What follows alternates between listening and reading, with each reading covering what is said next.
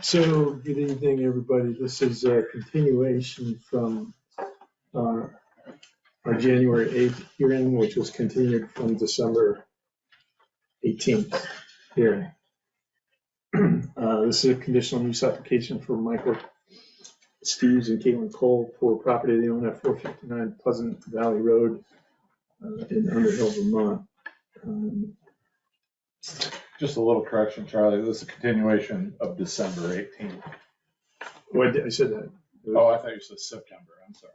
No, it's January 8th, which we continued from December 18th. Okay, thanks. And then we continued it today, continued on the 8th of January due to sickness. And so we're back. You need a conditional use approval from us because you have the required frontage on Pleasant Valley Road to be automatically granted a permit from the zoning administrator. Some of the things that you're looking at doing is building a driveway that conforms to the rules but crosses through areas of steep and very steep slopes, and that's our issue. Correct. Right. So we received additional information from the applicant in the form of a site plan with driveway overlaid on topo that shows the proposed house site as well. Received additional drawings that show the trees. Yeah, well, I'm sorry, we got all of that. Okay. Okay, all right, yeah, I apologize. Yes. We got more information since the 8th. So. Apologies. I think you were just copying the stuff that you had submitted. Yeah, it was the exact same one that I sent in on the original. Right here. So This is why what don't I do the latest this? submittal. Showing We'll that. just go through everything. So we've got, we don't have a list of exhibits today We did from before. But before, not the, no, so we'll need to go down through them. yeah. On the packets that are on the town plan, I'm sorry, the town website, there's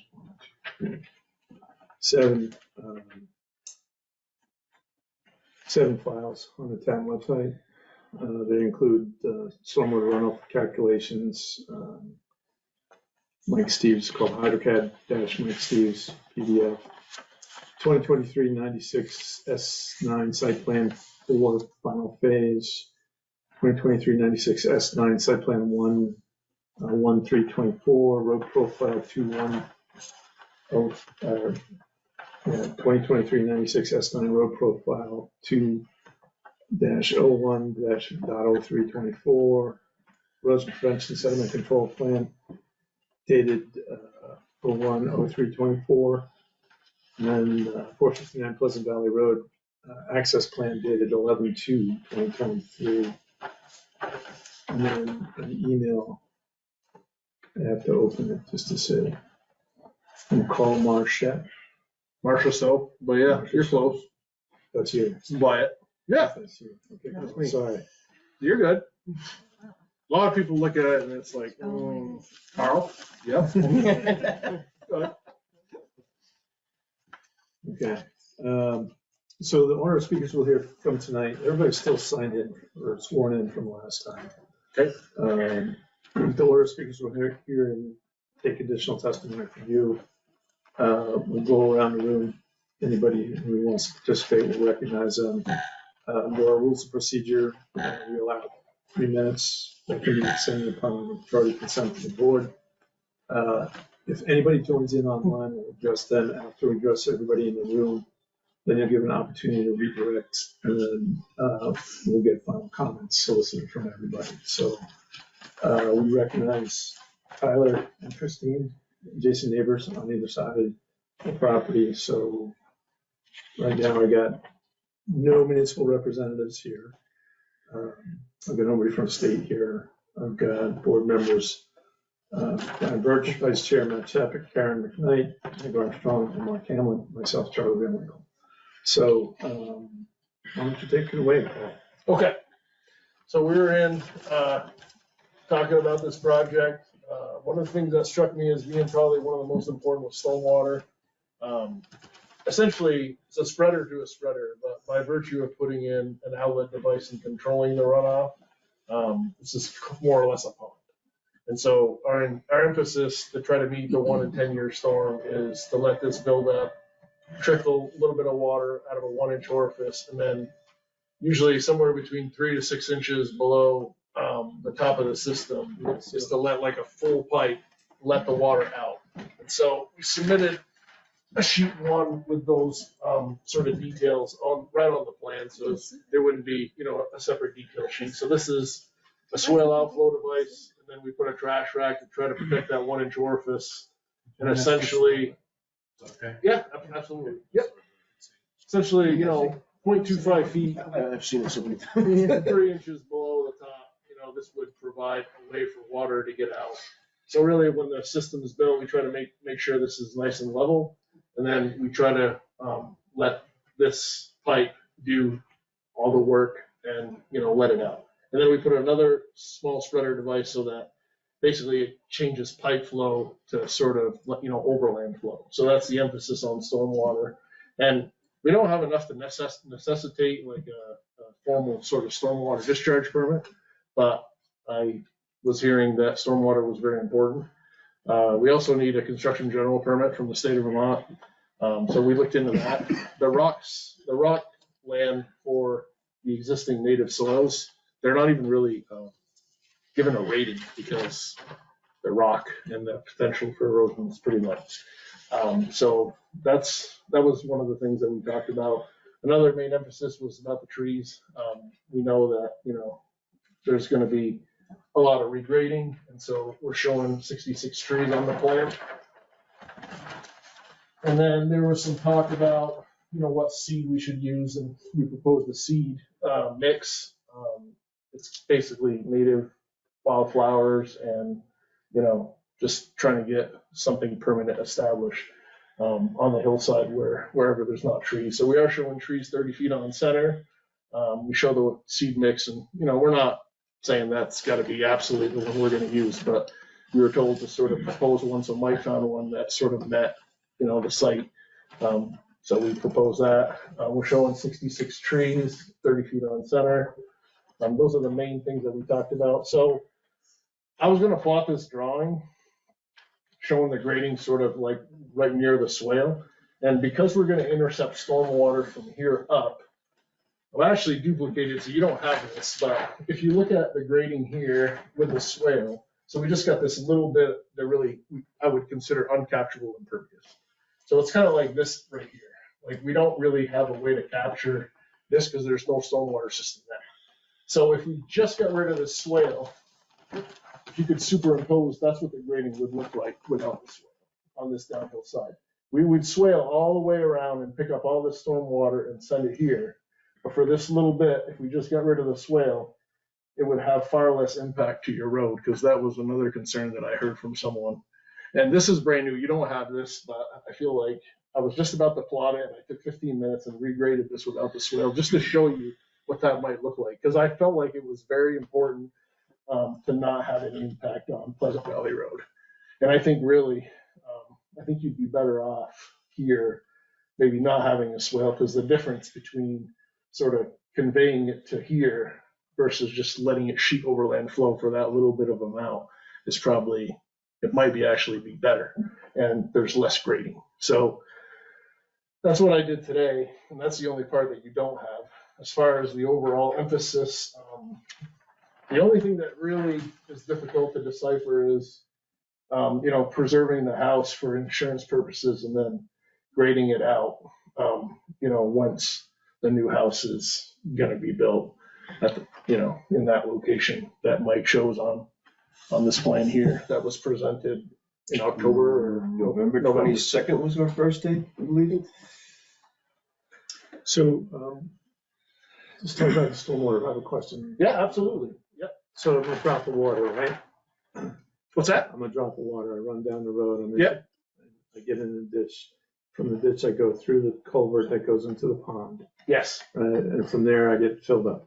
Yeah, it starts to fill up, Right. and then we can change the orifice size because we have plenty of room. But It's just, the emphasis is to let's keep it general. Okay, keep it general. So after I get out of the pond, first pond, I go into pond number 2. Yep.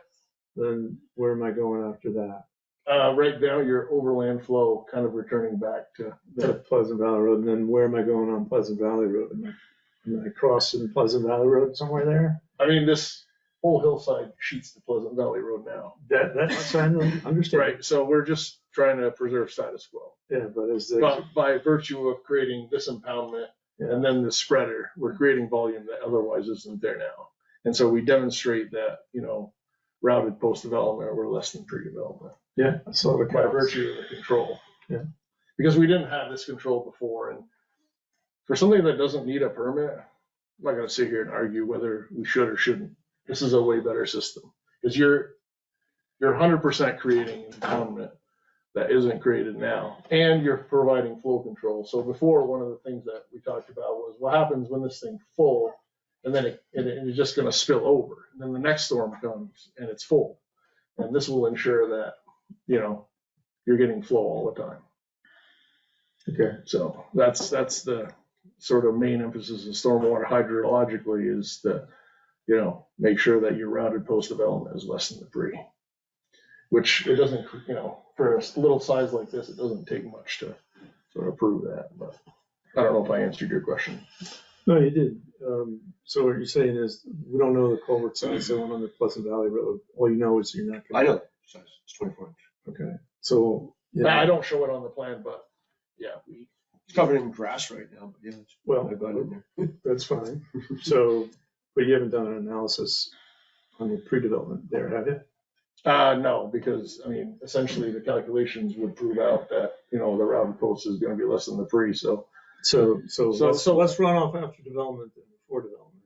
there's gonna be more runoff, but it's gonna be controlled. Let's rate of runoff, Yes, post-development and pre-development. a controlled rate. So the culvert size, in your opinion, or Well- maybe not opinion, going under Pleasant Valley Road is fine. Yes. Okay. I mean, it's funny you asked that question because this is really relevant. Like I was getting an argument with somebody from Fairfax, Yeah. and I gave him the calculations, and he goes, "You're wrong." And then they basically 2 days later, I got an email back like, "No, those are the right numbers." Like a 24-inch versus like, I think we showed this to be an 8 or a 4. But anyways, regardless, it's astronomically more. What's the 24? Is it going to Pleasant Valley? Goes on Pleasant Valley, actually right about at this point here.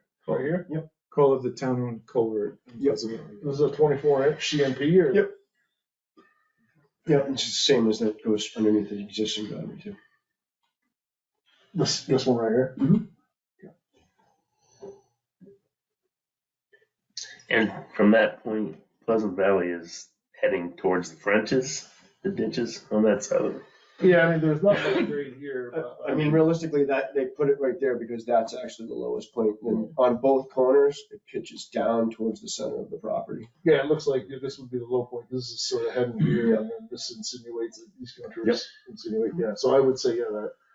I was just wondering. Yeah, no, that's a good. After your second pond, was it actually going towards that culvert or heading off the sheet? No, it heads back towards the 24 inch. Just, I mean, I would love to do something here even for this little bit, but we just, this is considered uncapturable, kind of like this. So the only way was to sort of move, in that direction, just to pick it up and have room to put something. So. Nick said, you said you're planting 60 trees. 66 trees, yeah. Is there any spec on those, like Yeah. how big diameter they were? 2-inch caliper, it says. 2-inch caliber? Yeah, I planted, and then, basically we just said hardwood and softwood just because, we do a mixture. Mhm. Yeah, because that's really what it is now. We wanted to represent, the same scenario, same sort of environment. And we're not hard fast on that. I mean, that's just how it worked out pictorially, but if you'd rather have more hardwoods or softwoods or whatever, we're certainly not opposed to making any changes like that. But They're all I think 30. they're all getting blown over anyway. You ain't kidding, we should see them in my yard. The nice thing about planting small like that, I feel like it's weird that everybody always wants to preserve the big trees. Those are the ones you got to take down, and the small ones survive better. Especially if they're in a group. Take a big group of trees, and people want to save the 3 big ones. And it sucks, but sometimes those are the nicest ones. But if you take the 3 big ones, it will ensure that the smaller ones will survive. I mean, when they're not protected by a group, that's tends to happen as they get blown over or whatever. If you start again small, on a hillside like this, and plant small trees, within a few years, they really take root, and you're probably gonna get, pretty nice looking hillside. Well, that is true about smaller ones taking better, but I mean, that's not really a planting plan. I mean, there's no schedule of what these trees are. I mean, if you have specifics, we can write them on the plan. I mean, Yeah, we don't care. And also, if you're trying to revegetate a hillside, a more naturalistic manner, clumps of trees, the way they grow in nature versus a grid 30 feet on center. I mean, I don't know. That's, so as, We're trying to be as natural as we could. That's not natural. That's, I don't know what you would call that. Well, I mean, that's. if you want to put them in a different spot, My concern on your stormwater is more your roadside ditch when you make that 180-degree turn on this inside loop right here. on that inside loop, and then you're aimed right at the bottom of the double stacked retaining wall with 6 feet of clearance. I mean, I can't imagine someone expecting that to be holding up. But I mean, you guys saw what happened at Piney Grove over there. I don't know. I'd be a little nervous if I was you on that, from both standpoints, the owner as well as the engineer. You got to build either I've built much steeper on much bigger parcels. I built commercial roads, commercial driveways on a much steeper grade than that. And it's all how you actually perform the construction. I've heard about the failure a few years ago, and I wasn't there. I don't know how it was built, but I have done this for a living for 30 years. This is, I've never seen someone put a drainage ditch aimed at the bottom of a retaining wall before. I mean, it doesn't really make a lot of sense. And I know why you did it, because you're trying to create horizontal distance there to get your grade somewhere. But Where is that that exactly you're talking talking about about? right there. It goes, that's along the No, it's the retaining bottom you're talking about. No, right at that narrow point. It makes the turn, then you're aimed right at diagonal into the bottom of that Right, double so stack retaining. Oh, So the I'm lower not sure curve. where, I don't No, know. I think he's talking about it. Yeah, Right exactly, there, right right there. there. Carmel's. Okay. Now there's not a lot of room here. There's 6 feet. It's as wide as my I arm. mean, if you, like I said, designed by others primarily because if you decided to do just one poured wall right there with a real design from a structural, I mean, then you'd have more room. But I mean, if you're gonna keep it natural looking, it's probably better to do 2 offset walls with boulders. I just saw a contractor build a wall right next to my house, and they were there for 4 days, and it is super amazingly well done because they took blasted ledge and they look like, cubes, and they stacked them. They buried half a block, and then they stacked it on top of each other, and I think it's like 8 feet tall. And then it's like, if you're gonna do something like that, I feel like 8 feet is a proportion distance where it's questionable whether you really need any kind of design. And so what I try to do is do offset 8-footers so that they're constructed from the base up so that anybody can build them and they're gonna withstand the test of time. I think if you try to do, higher than that, Yeah, you gotta get into like a real design. With So I mean, right there, soils, you've got 8 foundation, feet, then you've got an another offset. offset of 6 or 8 feet again with a 4-foot climb to the base of the next one. It's another 8 foot. But I mean, running water at the base of that lower one. Well, essentially, taking what you say into consideration, we could certainly put something here and put a culvert straight across here. I mean, if you feel more comfortable, if that was like one of the things that you had to have, I'm certainly not opposed to doing something like that. I'm just trying to warn you on that one. No, I get it.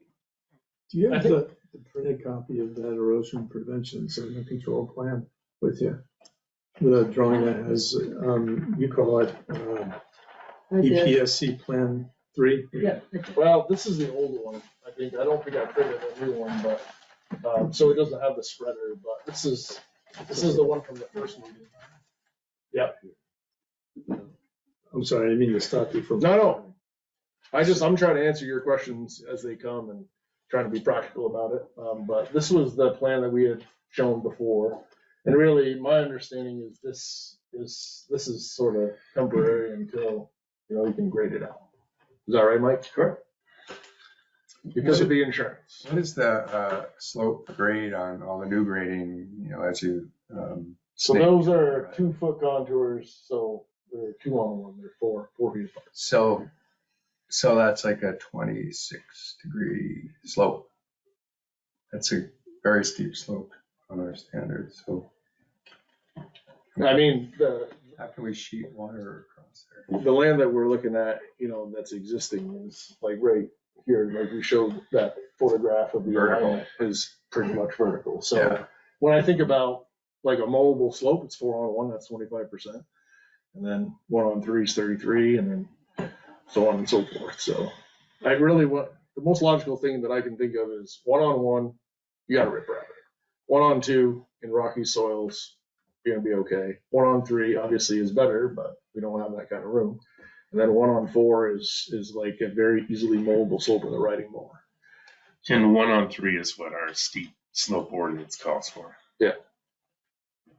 So short of putting in, more retaining wall or, on the bottom slope, but I really feel like going forward, we should grade it out, something like this, so we don't impact at all Pleasant Valley, so that we can build the road up through here, and have the least amount of impact. Cause I don't know if you'll agree with me, but I don't think having a swale here to just the Pleasant Valley is really gonna make that much difference between concentrating in a swale or letting it just sheet over land. So I think this is actually better, and then this has far less impact to Pleasant Valley and the existing swale. I mean, there's not much of a swale I saw when we went out and did the survey, but I mean, any vegetation that you're gonna leave natural is gonna be best probably. So this is limiting the area disturbance a little bit. Anything else you wanna add? Do you want to submit that into, Yeah, I can send you a PDF of that. and what are you calling it again? Just so. I'm calling it, well, on my drawing, it's S10, but it's just the 20 scale site plan. But they're all gonna reflect that grading if I plot them now. So I can give you 4 new sheets that show that grading without the swale on the bottom. So you already have that, you just up-repped it, right? Yeah, I just don't have a PDF. Like I That's didn't, fine. it literally happened 20 minutes before I got here. Cause I was gonna I plotted this drawing, and then I was looking at it, and I'm like, if we're gonna commit to putting this impoundment and this spreader, like, why are we putting in this swale? And honestly, I do believe I'm 50-50, and I would love somebody to have a discussion about it if you want to. But I really feel like putting in a swale or letting it sheet over land, I'm really not super decisive about what the better option is. I don't know if you have input on that. Which one would you rather see, a swale or overland flow off that new drive? Is the issue, because room. the swale required grading in Pleasant Valley Road? No, No. okay, the swale on this side, if you get rid of this grading, then you just got that much more room, Being to a swale the flows head down and directly tie into in. one point rather than overland over the cross of that 150 feet flows. Because we're this little bit past, the impoundment that we're creating, so this is gonna go this way. So from here down, we just can't pick it up. Kind of like, this is not picked up. Is there a swale on the other side of the driveway? No, I- this is gonna sheet. Right way. there. So we're gonna pick up the road here, because this is, super elevated to go basically this way. And then we're just talking about whether we extend a culvert, but either way. But the if you- area in between that Yeah, where first does S that curve, go? this first sheet, are you saying it sheets across the driveway too? Well, I mean, this natural land will, but the emphasis is to super elevate this to the inside. But then it kind of hits the That- driveway. Does it come across the driveway? or- No, No. pitch back to Basically, we envision all this water, super elevated. No, Meg's No, I'm talking about the underneath that. area Below it. below that Oh, driveway. from here down? Yep. Yeah, from here down, it's basically, I mean, obviously we show the grading here, so a drop of water's kind of gonna go something like this, and then eventually you just kind of. Yeah. So it's gonna sheet across the lower driveway. Yes, yeah. But we don't think, because we're picking up this, that we're gonna get a lot of water, in those soils, because they're pretty rocky, but. Pretty rocky soils, right? Windrow. Yeah. No. So there's gonna be little imperfections to sort of, let some water in, but for this little bit of area, there's no way to, it'd be really hard to try to No. grade a swale on the uphill side No, to just catch a think- little bit, I but think that's a it's great big. question. No, I don't think it makes sense. I think that final layout you have there makes the most sense on, Yeah, on the Sheeting downhill from the side, yeah, let chest down. letting this It's go. actually exactly what's there now, because everybody was there, had walked out along there where the gentleman had, roughed up along the road. yeah, put the logging road in there across the flat anyways and made that corner. So it's exactly how it is now. Basically, the flows will be consistent with what it's. When we went out there to put the stakes in, I was like, I had never been to the site, and when I saw that sort of alignment where we're showing the road at the base of those boulders, I was like, if we got a shot at all, this is it. And it's actually walking up the alignment sort of, perpendicular to the contour or whatever, and like you're heading down like this, and you're at the base of those boulders, and you're kind of making your way up the hillside, kind of cross slope. That makes the most logical sense, and it's got the least amount of impact for cuts and fills. Mike's very confident he can do it. I do agree that, it is challenging. It'd be nice if the whole width of the parcel wasn't the way it is as far as steepness. And to be honest, I told Mike 3 times, but when he brought me a plan from somebody else saying, you gotta go talk to your neighbor and buy land from somebody else, I'm like, that is the most un-American thing I can think of. We've gotta be able to come up with a solution collaboratively that makes sense. You shouldn't have to go ask your neighbor that you gotta buy some land to meet some requirement. It just doesn't make sense. And after walking it and seeing the alignment, I really feel like somebody takes their time, could do a really nice job and make this super nice. So that's why I decided to help Mike. That's why I'm here. I'm not saying it's gonna be easy, but I really feel like Mike has worked really hard and deserves a shot at, making a go of this and doing something super nice. Unless somebody sees something they can't live with. We're doing stormwater improvements. We're gonna plant some trees. If somebody wants to move some trees around, tell us what they want. We're not opposed to it. There's no other way to do a cookie cutter 30 feet on center, from where I sit. To have something be natural, it's like, it doesn't have to be like this. Mike's gonna go get 66 trees. Just gonna put them in where it makes sense. This is what made the most sense when I was putting the plan together. I can put locations, may vary, whatever you guys want. But I think planting trees on the hillside, I agree with the board that should be an absolute necessity. And I think 2-inch caliper is about the best tree you can plant to ensure survival. Most of them, if not all of them. And Mike's gonna have to give them a little love and water, if it's dry. What's the elevation Dry difference? is not a problem right now.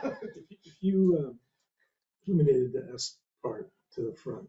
In other words, you're coming off of Pleasant Valley So Road. this is 914, so this is 912, and this is 52. 980. 980, but yeah, right down there, come down from the 980. Yep. Right where the, just south of the runoff, or the pull off there. Yeah. Right down I keep going. here. He's saying, what What if you What just, if we just went, yeah. we can't get it under 10. no, but you got neighbor to the south has a similar driveway design. Right, there's a huge amount of clearing and stuff. The 35-foot radius and the 10%. Charlie's saying, why There's don't you no- swing off and hit right on there's- that long diagonal from the other neighbor's driveway? Oh, Oh, no, from the existing driveway. No, I was thinking, what if you just eliminated that loop to the north and just came in? Like, what are we talking about for slope and for how long? well, I had this conversation, like, the same thing I told Mike, like, it's a simple, like, rise over run, like, we need the distance. So we actually kept elongating this until we got 10%. Now, the best example I can tell you, because I drive this every single weekend when I go to Smugs, when you come down on Route 15 into Cambridge Village, that is a 13% grade. That is a state highway. Yeah. And it's really not that steep.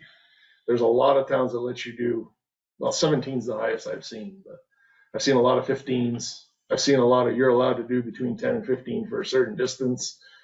It'd be nice if we could do, 12 or 13, but this is 10%. And if you want to guide me to tell, to say, hey, what would it look like at 12%?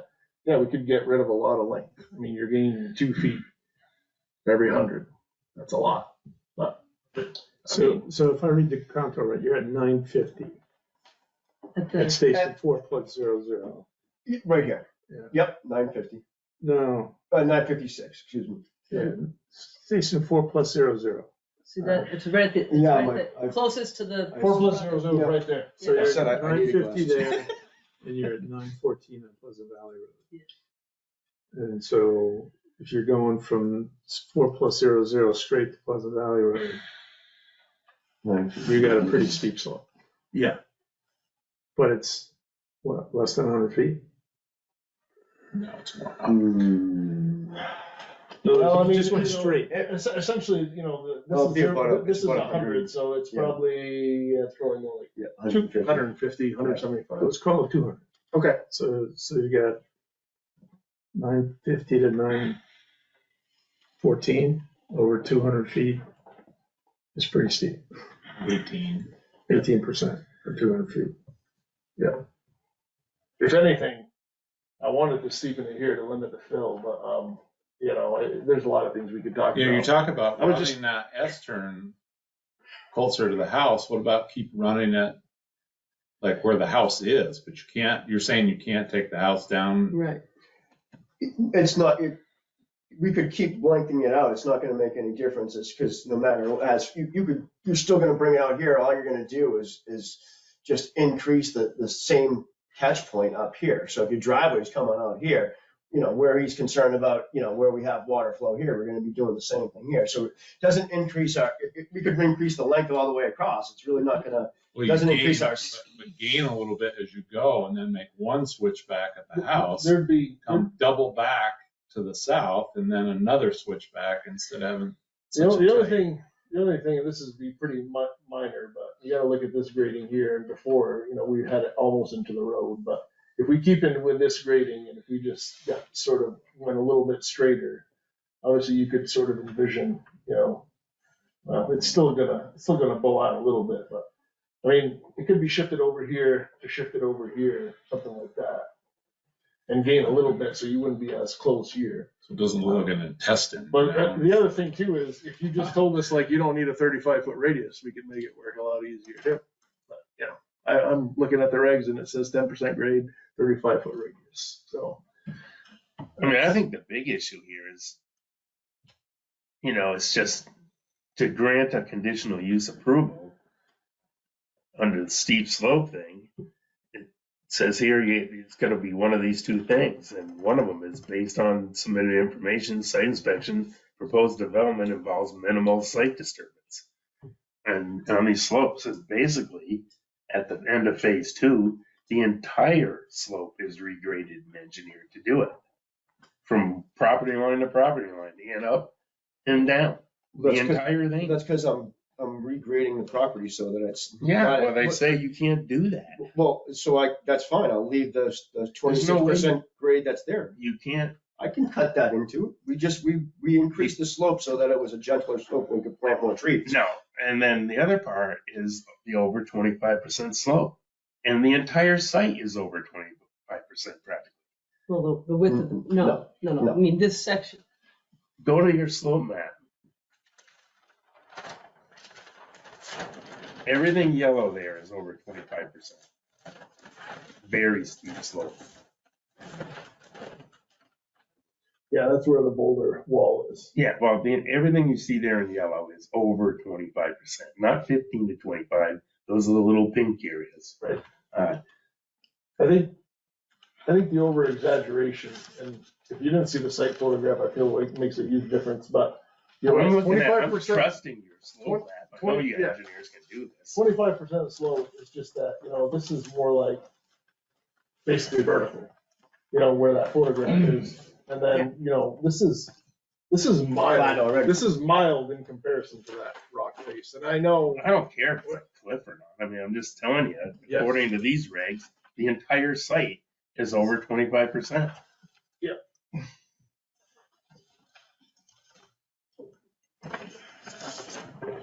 So just to move things up, Anything that you didn't talk about or we didn't ask questions about that you want to make the board aware of?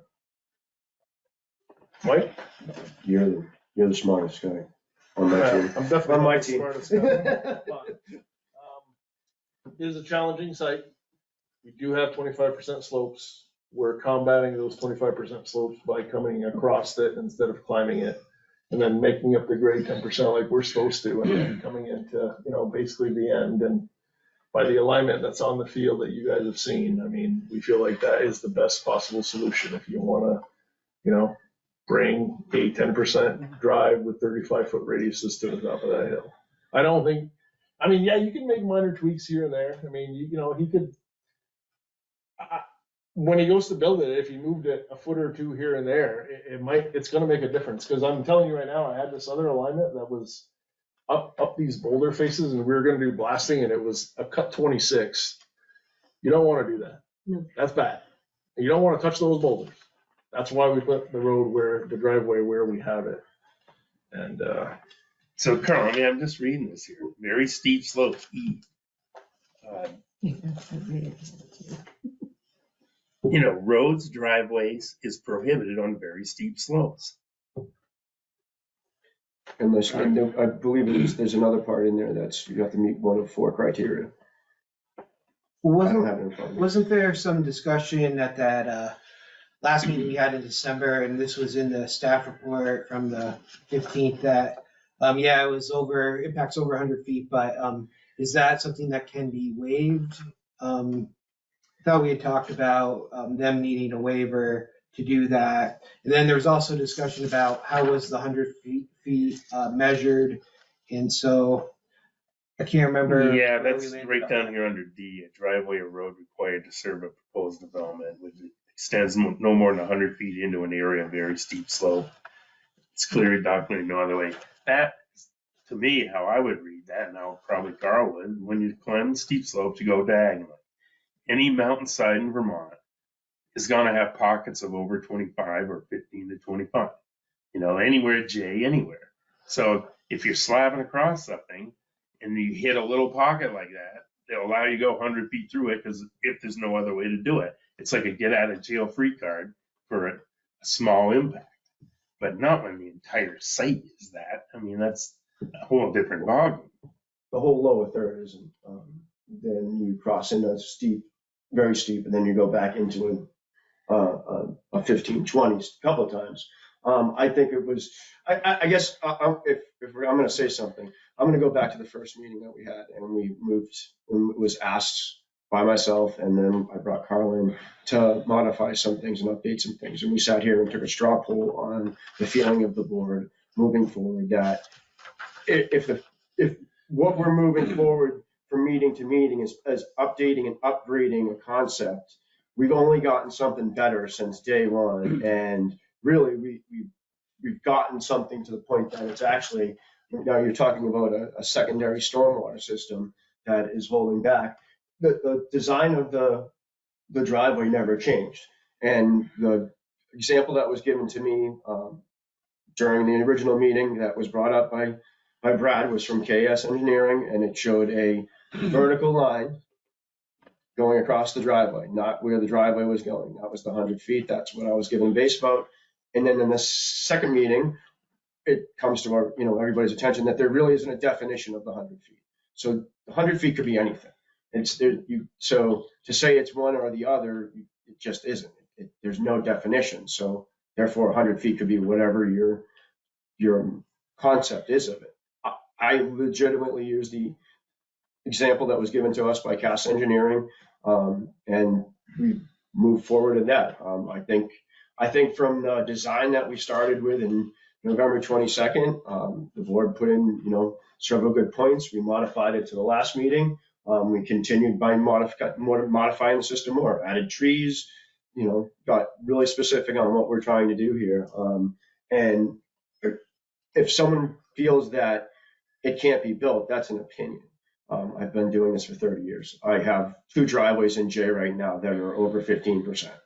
And right now, the only biggest problem is when they sand. We have driveways all over the place that are larger. I have roads that are in access ways for different varying things that I put in.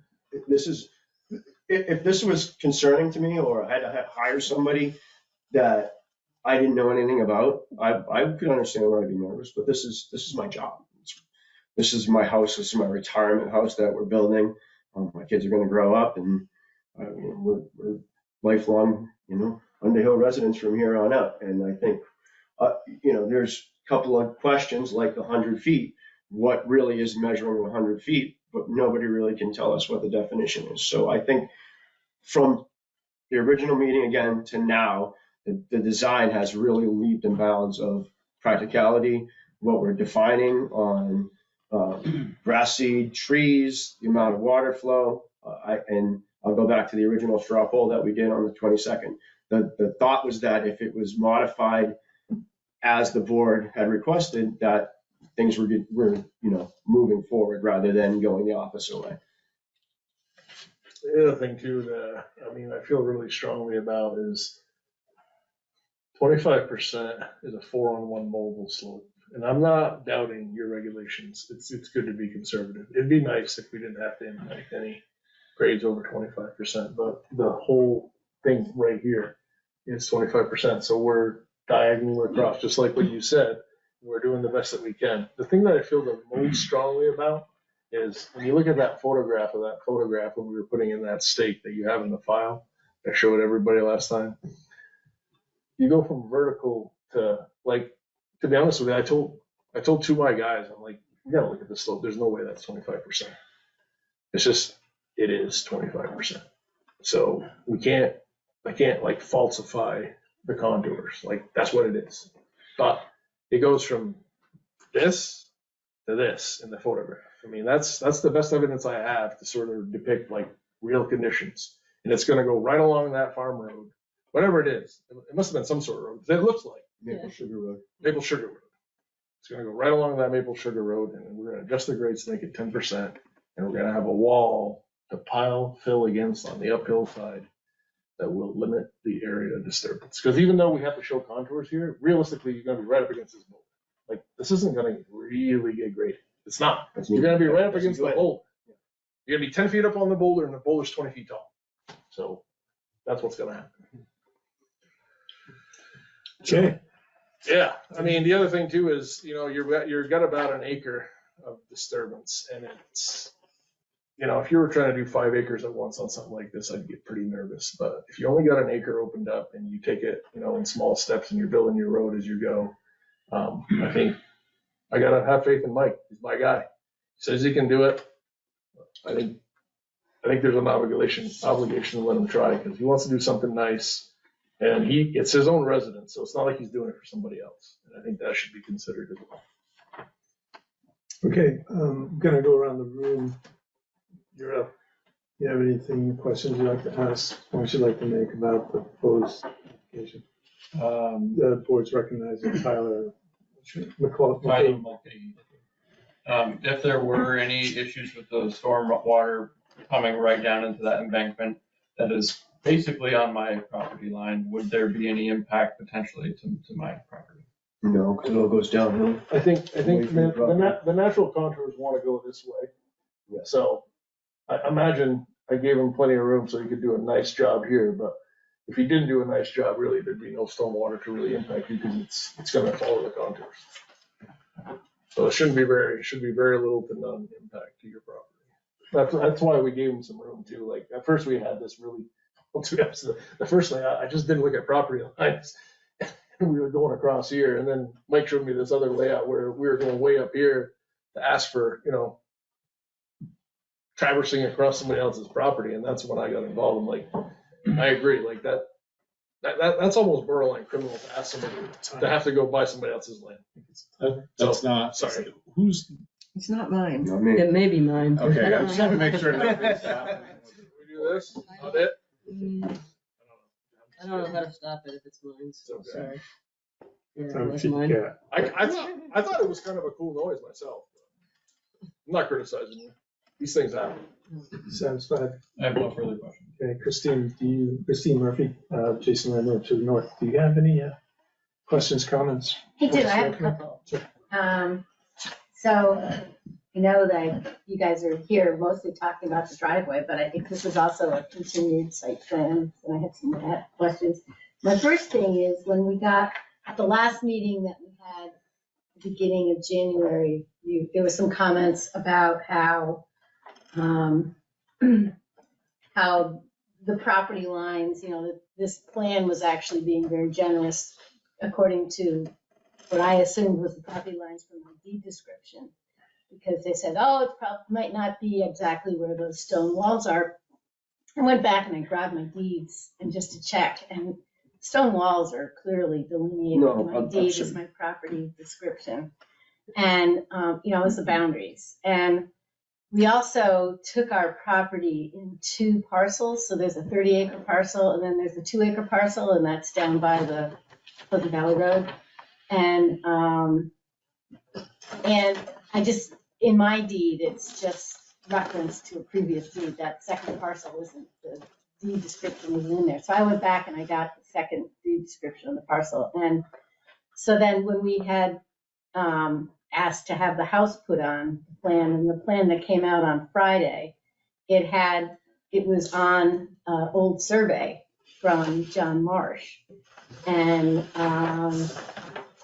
the one thing I do remember back when I was doing this work is like, sometimes John Marsh's surveys were not. It is your.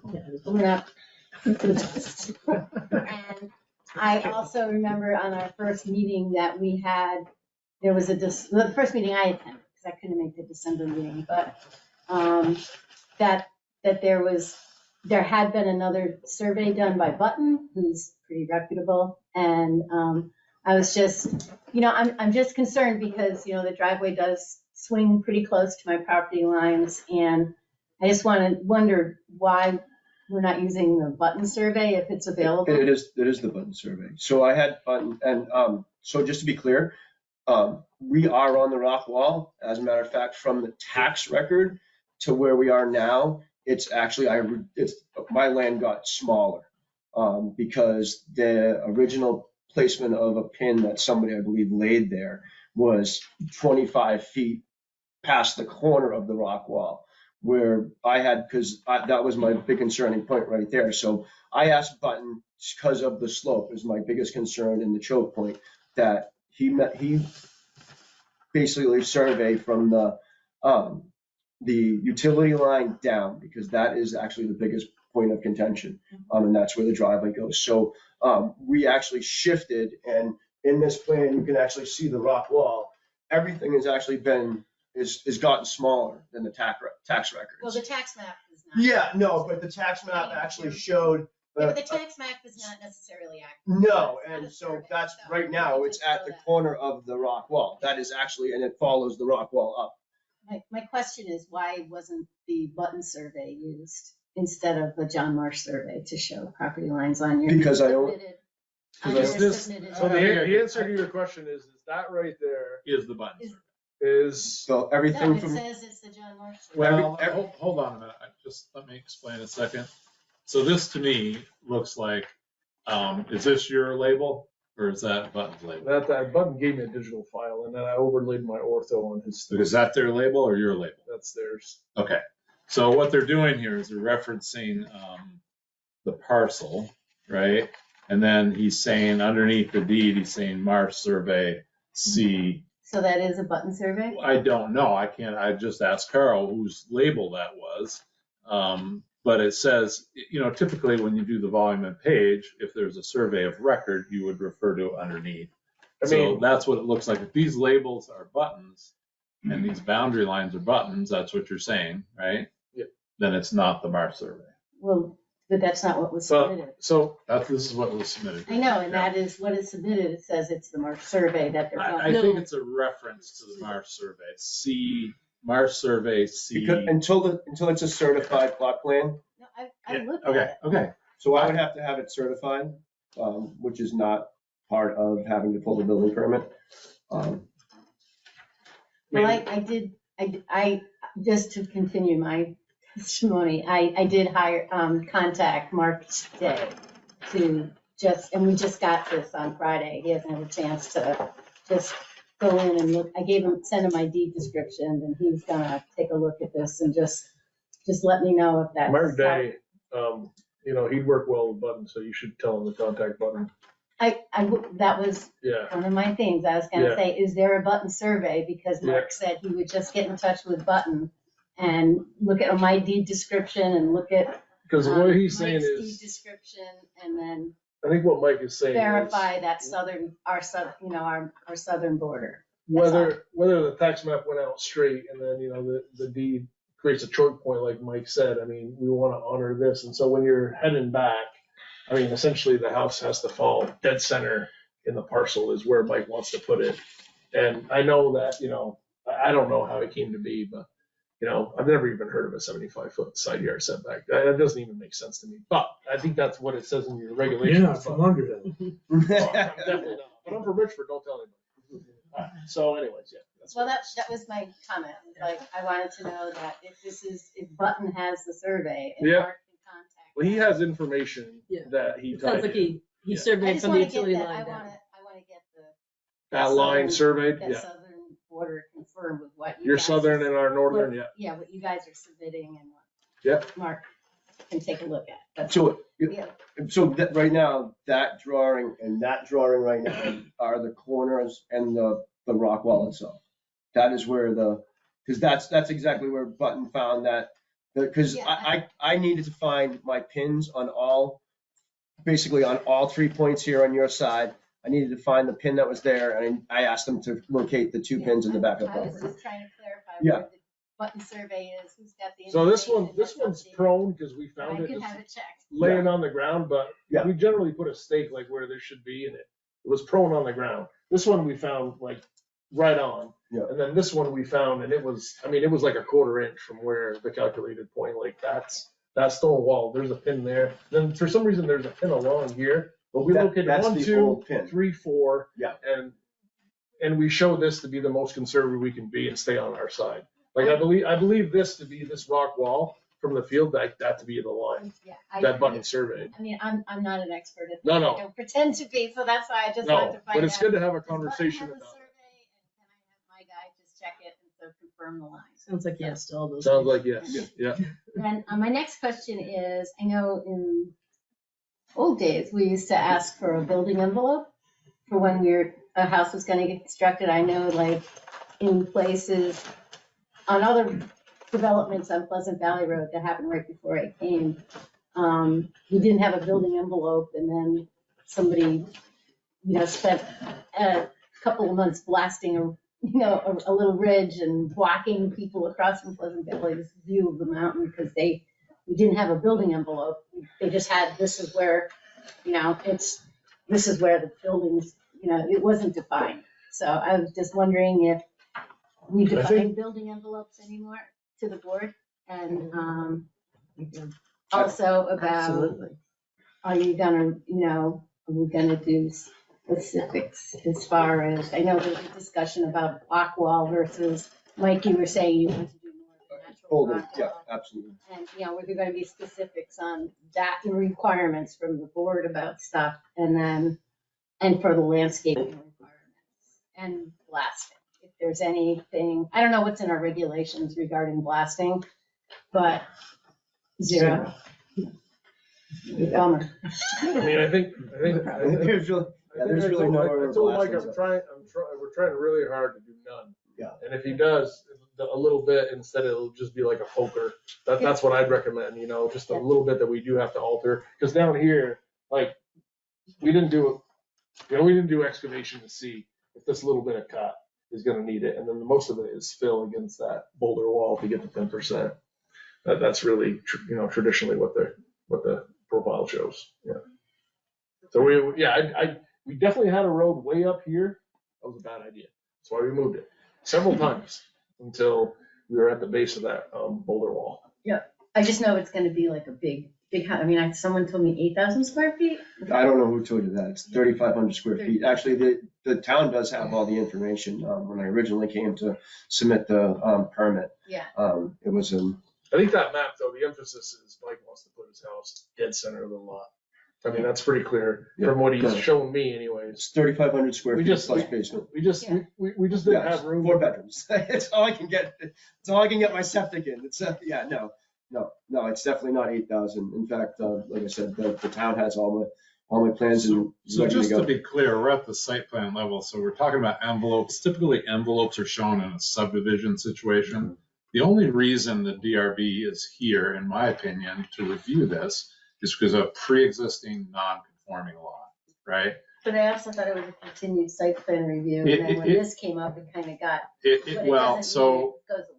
So no, exactly, but in the beginning, right, in the beginning, if we back up way back, you know, I took the regs and read them and said, okay, it's a pre-existing non-conforming lot. The regs specifically say access to a pre-existing non-conforming lot shall be done through site plan review. Then during site plan review, discovered steep slopes or very steep slopes, that's reviewed under conditional use review.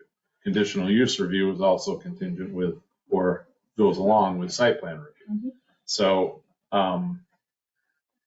but typically, I don't think in site plan review, does the board feel that you're approving the building envelope during this thing? I thought she asked the question though, do we require generally them? do. We generally do. Subdivision. Yeah, we Right. do. but For a are you- subdivision, For a subdivision. not for a single family home. Well, I'm trying to get the, You're not changing any property lines. The intent is to know where the property lines are so that he can put it in the center of his land. I mean, is that, correct me if I'm wrong? So Dead center. that's- Is this is Dead not center. dead center. I- Pretty close. Yeah, No, the I mean, house is 'cause- dead center. only because The access is on the right side. No. Yeah. He means left to side to side, not Yeah. left to back. so they are showing, just in defense, they're showing the setback lines here, Right. right? Right. They're showing the house within the setback. No, of I understand 75. that. I was So- interpreting a dead center for me is up here. Oh, no, That's no. what There would be dead center another is. whole issue with going down that one. That's, yeah, we can't go there. No, I'm sorry. I meant side to side. Okay. Yeah, you don't want to see what happens. No, we don't when want to the go any backside further. of It's that gonna be expensive enough, as it Yeah. is, I think. Yeah. Right, yeah. And that's where you want it. Yes, yes, yeah. Christine, there's no more questions. Your guys' opportunity to redirect. I think No. I would direct, I actually know Mark Day, went to college with him. And I know Lenny, he worked at a Larry Bird, small world. They're both unbelievably great guys. Put those two together and work it out. And Mike wants to put his building right in the dead center of the envelope. And I think when he goes for a building permit, the board can find a way to approve his driveway the way we have it. I think Mike's gonna work really hard to put it dead center. And he's gonna make this super nice, right, Mike? So we have nobody online. And I'll ask the board if there's any questions, any members of the board. You guys have been pretty much asking questions all along, so I don't think there's anything new. Just want to make sure there's not a question that goes unasked. I have just a quick what if. What if, let's hear it. So, it seems like there's a lot of fill going along that boulder. Yes, Like 8 feet, I think. yes. Is there, what happens if you run a 12% where you can, going up to that part of the driveway? Does that, how much roughly would I mean, would you're- that bring it down to At 4 that, feet? no, at that No, point in it's time, much it's worse. actually about where it's at. Yeah, no, It doesn't you- change. We need to be steeper above it yeah. to bring it down. I mean, if, like this is 4, this is 500. I mean, 500 Even feet, if it's like 12% going up? if you're gaining 2 feet, like we're talking about 10 feet, and no, I mean, 12%. You'd have to do the 12% up at the top to get that lower, at Yeah. that stone wall. That makes sense to you. You're saying, I can see you're that saying, way you're too, saying just but- start going 12% here. Yeah, By so the it time you happens get right here, there. there'd Then you're be even less higher. impact. Then you're even higher up on that stone wall. You're more fill. Oh, Yeah. I see, now I see. Yeah. It's a 3-dimensional. Okay, what if you drop it down? You don't believe me? I was looking at that profile forever, and I'm So like, if you know, drop it down, so you don't have so much fill along that existing road, then Then you have a higher pitch at the Well, very, it's just- at that corner. we're trying to sustain, basically this is what's happening. You look at this grade right here where it flattens out, and you look at this grade, and we just try to, I mean, I don't know how many hours, I mean, a lot of time spent just defining that alignment and looking at the profile, and you're working back and forth. Yeah. I mean, the only way to get an appreciation is to say, all right, the computer says, okay, this is the profile, I think and what he's these are saying your is grades. if- And Would it be better to do a little steeper at the top Yeah. to lower the fill? Yeah. Would that lessen the overall impact? It's, I think that, no, because it's really it's the corner point at the highest or the steepest point of the property. I don't know if you remember walking up there, and when there was a bunch of trees down, and that's at the corner of the rock wall, right there is literally the steepest point of the property. So I think if we try to take any more out of that hill, it's actually gonna be the reverse effect, is that if you said, you're basically taking out more soil rather than adding the soil into it. It seemed like maybe there was some ledge or boulder right there. On the left-hand side, so like the telephone pole, the second telephone pole, literally, I don't know how they drove it. It literally sits in between two boulders, somehow. I think this might help answer your question though, because we played with the profile quite a bit, just ignoring the regulations. And if you were willing to bend and say 8 to 14, we could limit the cut and fill quite a bit. But now we're asking you to be okay with a 14 where your regulations say 10. I know, but and it's 12 for a porch. We want to waive. Right. Well, let me Yeah. say that the fire department needs to weigh in on this. Yeah. And if you approach, I don't care what you do, but if you approach anything above 10% or more than 12% in 50 feet, they're gonna make you sign a hold harmless saying that they can't. That I can't drive up my own driveway. No, They're not gonna they're let not it. gonna- I am a fireman, I'm gonna be on this one too. That's fine, but they're not. Yeah, no, yeah, They're not gonna put it down. no. So- Well, actually, We do it all the time. Actually, So the reason, just to give a little background about 10%, Yeah. right? It's a federal standard. So we have a thing called an ISO rating, right, with the fire department. And the steeper the driveways are, the more houses that are lost, the more you don't conform with federal regulations, your ISO rating goes up, right? And that's why everybody's homeowner's insurance goes up. So it's not just we want 10%. No, I understand. We're trying to hold to a federal type Yes. standard. So, one question, this drawing here with the ortho overlay that you got on Friday, how does that differ from the drawing that was included in the application package for November 20th? It's the same exact one. It's the same drawing. Yeah. Same drawing Yeah. with landscaping and Yeah. different stormwater features. No, in particular, this one here. This one here, it's not the same.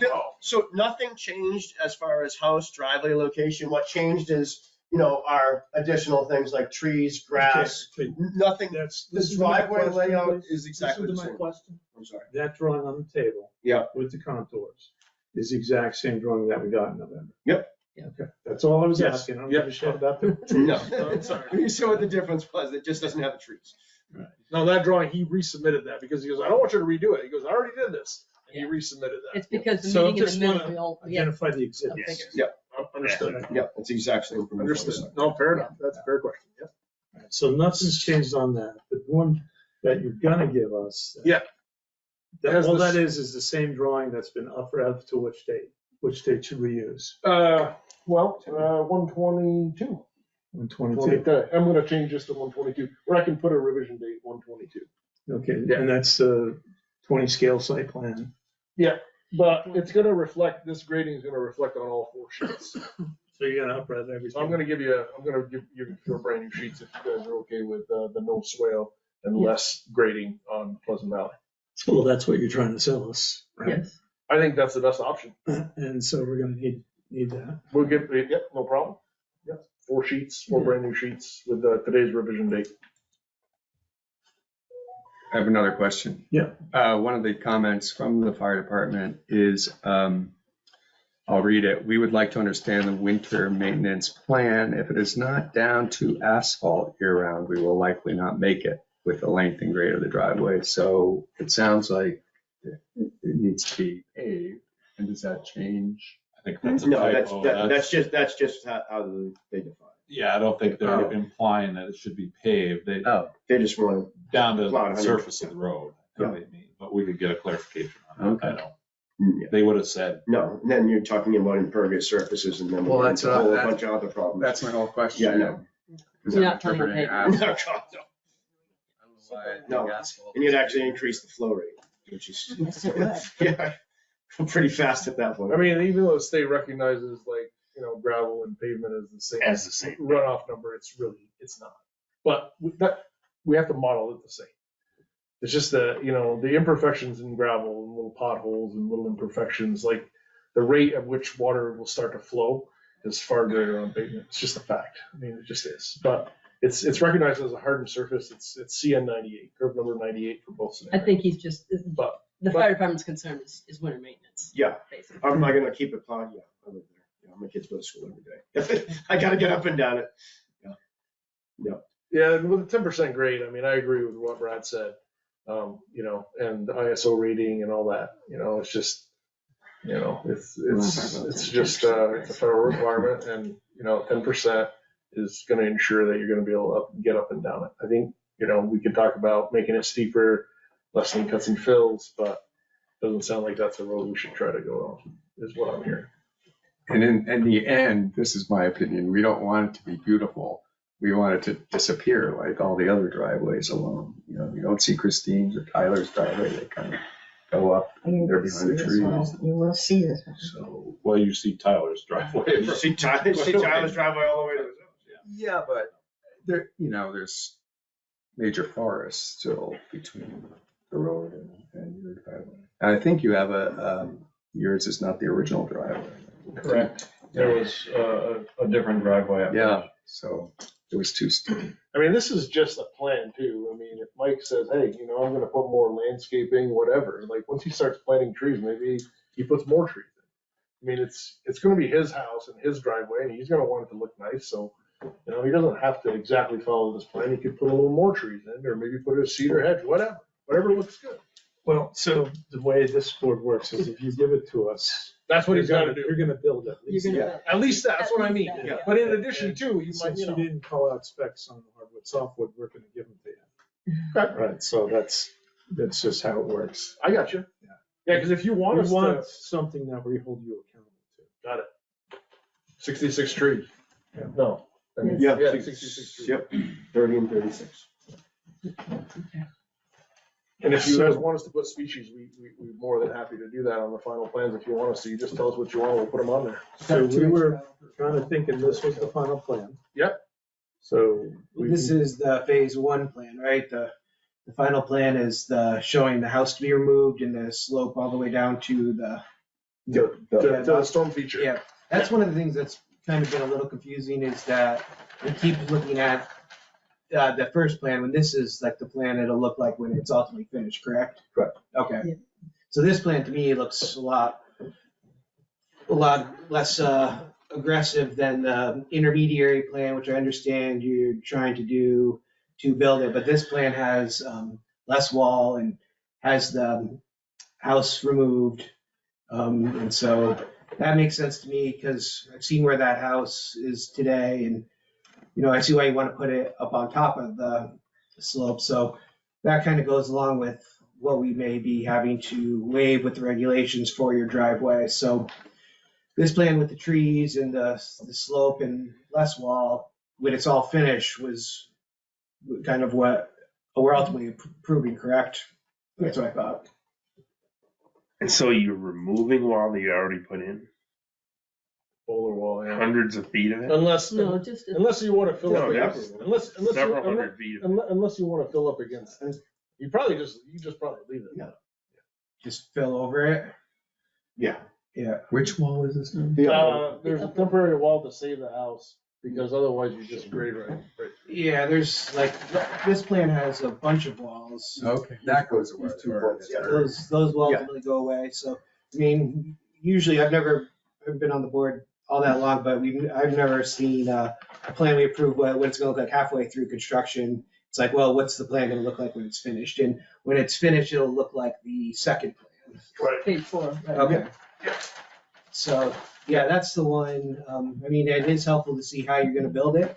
Because it is gonna be a lot of work to build, but when it's, when Brad goes out there to give you a CO, this is what That's what it will. This is, okay, this is what he's checking. Yeah, so the house will be gone, the shed will be gone. Because the site plan has like a couple like notes that aren't real clear on that. Like it says existing house anticipated to be removed. So I know that kind of came up at the first meeting. And so if that was like very clear, like I don't know what the note on that It plan says is. anticipated to be moved in the final phase. Yeah, so the final phase would be like you getting a CO. Yeah, but yeah, we can't get this CO until that actually house is removed. That's already been established. Okay, that's what I thought. Yeah.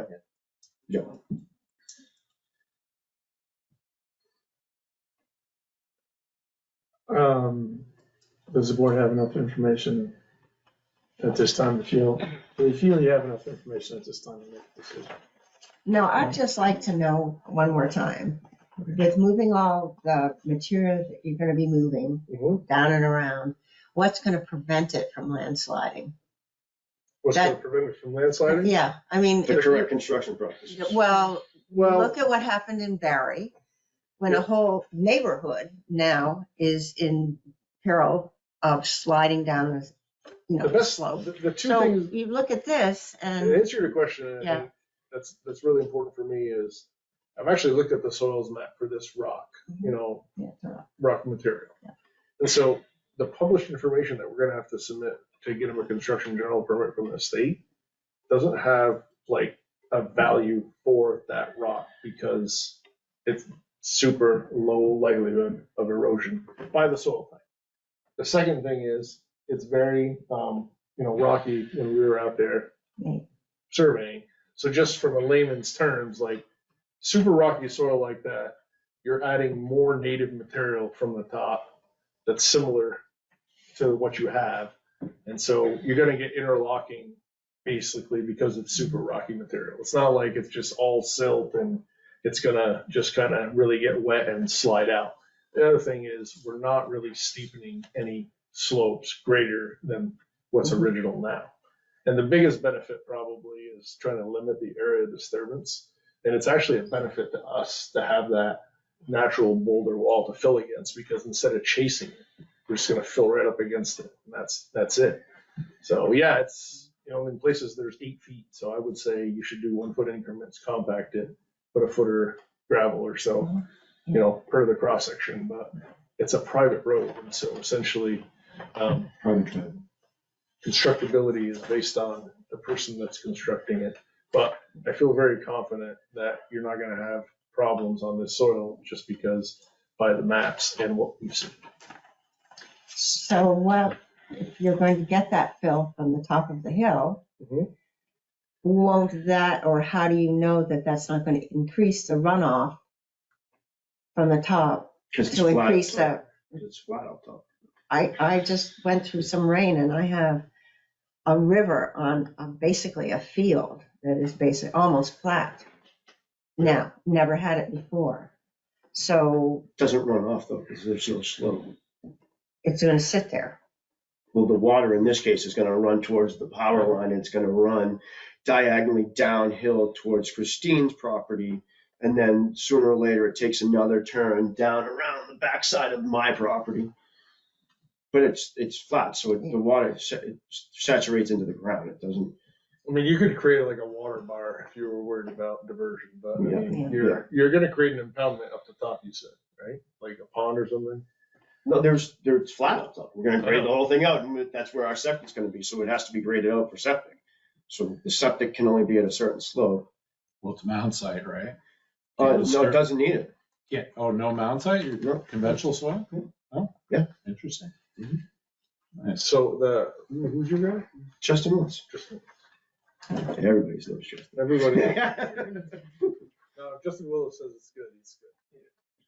He's on mine. He's the person who came up before we even bought the property. We got permission to go in and dig. And that was before we did anything. We did all for our test pits. So you're stating that it's going to be a conventional system? Okay. We're a little gun shy, I am anyway, about being told how well soils take rain, because on a project that was failed, we were told the same thing, and how sandy the soil was, and it was going to absorb everything, and it wasn't going to be a problem. I feel like in super high super high rains, events, sand can be your enemy. Sand can be your friend, but sand can be your enemy. When it's rocky like this, you might get a little more runoff, but it's a lot more stable. I mean, I know what you're saying. I've seen sandy sites and there's not much slope and you see a big rivulet turn into a river and 2 days later it's gone and they fill it back in. But it's less likely to happen on, rocky soils like this. It's been my experience. I mean, I live on Sand Hill and it's flat. And 20 minutes after everybody else is wondering what they're going to do and North Williston been closed for 2 days, 20 minutes later, I'm out there mowing. But it sucks, but that's how it is. Everybody lives in a different spot. There's going to be more runoff in D-soils, no questions asked. A lot of times the trade-off is D-soils and more stable, but you get more runoff. That's really the answer. In my experience anyways. I mean, the sandy soils I've seen a pond blow out and it took 18 tens to get it back in. But if it was, we brought in heavy material from another site to armor it, and then it hasn't moved since, and we made it through Irene and that big storm we had in January or whatever, not December or whatever, December 18th. That closed North Williston. Yep, that was pretty big. That's where I lost my towels. Going around the room. Yeah, on the last meeting, yeah, I had to. I think got more final comments from you. I still had the highlighters on. I drove through. I got across, I took the left one. Just one concern that was just raised when you. Everything just shut. The water test, well, over my property, by that power line. It's like a swamp there. I mean, it's, on my property, it's wet. It's where the toe of that slope comes down. And I actually had talked to somebody about Robert Hill about digging a pond in there because there's so much water that's just sits there. It's like an artesian well almost coming up. So just a concern about making sure there's no water going to be going over from that driveway into my property. Like if it needs to have a water bar or a swale, I would like that to happen because it is very wet by that power line on my property. Yeah, down below. Across the field Down below. towards your property. Yeah, in here. Yeah. Talking about it. This is the power line. So in here on your property? Yeah. Yeah, it goes down into a pitch down below. It's really wet. So I was gonna say, is that a pond? It isn't, but it could be. Yes, there's reason it's wet. Yeah. Yeah, because it's at the toe of that. Yeah. If you look at the contour lines, it rises. It rises about 6 feet over 100 feet there. So it's like it doesn't really go anywhere. Yeah. That's why it's dry over there. The most saturated spot is over towards Tyler's property in the corner here. That's kind of the only spot that there's a mud puddle. The rest of it's really dry.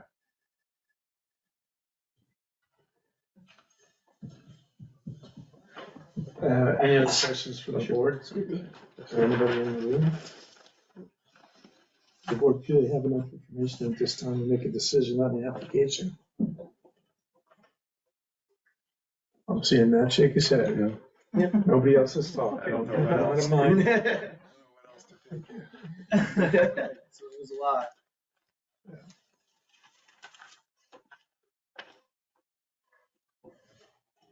If so, I'd like to entertain a motion to close the evidentiary portion of the hearing. I'll make a motion to close the evidentiary portion. Okay. And Second it. So a motion by Matt, seconded by Karen to close the evidentiary portion of the hearing. Any discussion on that? So obviously the drawings that you were going to submit tonight, if we will require them as part of our decision. Okay. To be submitted. So all those in favor of closing the evidentiary portion of the hearing signify by saying aye. Okay. Anyone You'll have opposed? those tomorrow morning. Motion carries. So now I'll ask the board if you want to deliberate in open or closed session on this application. make a motion to do it in closed session. Okay, there's a motion by Matt to deliberate in closed session. Is there a second? I can second that. Any discussion to deliberate in closed session? So, I mean, you can't ask. I've never actually had anybody ever ask that question, but so there's times at which you deliberate in front of us? Yeah, all the time. We try to do it openly all the time. So Why can't we do that? Why can't we do it? Because It was we're just made a requested. motion to. We're just made, But it doesn't have to be unanimous. If one person feels strongly, they say that, and then that motion carries. Okay. it's a unanimous vote, so majority rules. Well, the evidentiary part of the hearing's closed, so Okay. you can't speak anymore. Sorry about that. It's just, well, that's, am I right? Am I Yeah. right? So I was just asking. Clarifying definitions. I was just asking. So we try to do things in open session, so it's a transparent process. But this application, there's several different opinions about it, and in order to get those opinions out, it's better for this board to do it in closed session. Understood. So, so we have a motion and a second to deliberate in closed session. We have 6 people on the board. I only vote if there's a tie. So, all those in favor, any more discussion on deliberating in closed session? Would that be tonight or would that be? That'd be tonight, or Okay. however long it takes. Could be every night from now until. I can't see it. So just need a vote. All those in favor signify by saying aye. Aye. Anyone opposed? So we're gonna deliberate this application in closed session. We close the evidentiary portion of the hearing by statute. We have 45 days to issue a decision. We usually don't take that long. We'll try to get a decision ASAP as soon as we're done deliberating. Okay. We'll issue our decision from closed session. It'll be done in writing, and you guys can get a copy. Sound good? So what we're gonna do now is do any other business the board has, and then you guys can hang out for that, or you can. I'm gonna stand outside and listen to you guys do my process. So you just digital copies. You don't need hard copies. Don't need hard copies, digital copies would be great. Four copies PDF of the version without the. Sounds good. Folks, thank you very much for your time. Thank you very I much. appreciate, really appreciate you guys continuing. And I apologize for dropping that one out. I don't think anybody wanted to get sick, but I still appreciate it. I know it's tough to get everybody together. It was very interesting. Thank you very much to all of you. I can see your property through the. Hopefully we'll see you again when it's easier one. Right now. Carl, do you have a card? Right. That I can, Do you want to do the minutes, or do you want You to? can do minutes. 60 minutes. Did everybody get a? Do you have a printout or? I got a printout. Okay. Pass it down. You want to turn out that, or you good? I read it, so I'm good, and I didn't have any problem with it. I'm like, Yeah, you guys This, all good. I read it Then it's too. this one I This read. one was awesome. Yeah, she's great. She's gonna have it up down tonight. Yeah, she is. No, I think this one was equally so. That was both Yeah. hearings. Harvest Pro.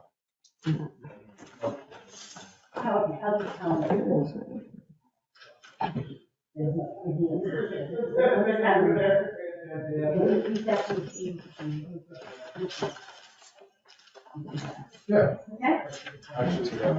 It's really. Yeah, well, no, but let's contact I Button. can send the. Just wanna make sure that.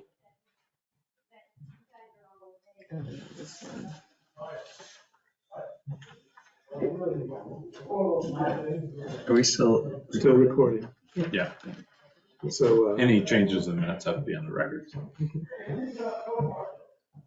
I have no changes. I haven't seen this, so I would make a motion to accept the minutes. You're still reading. Karen's still going through I'm just going through this one. speed reading. I was only here for one of the hearings, so I probably shouldn't vote on the minutes if you guys have the. We here for the 18th?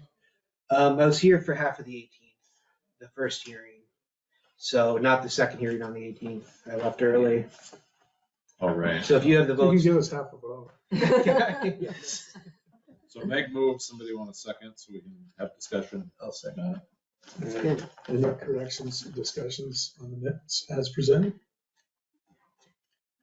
2 more pages. You can wait, Karen. I've read it. Okay, I'm just reviewing what I read the last time I read them. So all those in favor of accepting the minutes from 12:18, signify by saying aye. Yeah. You're gonna. Yeah, abstain. Brian abstains. Right. 5-0. 5-0, motion carries. So motion to move into deliberative session. I do have one, I'll just tell you what I did for the last hearing. I just did a quick little thing.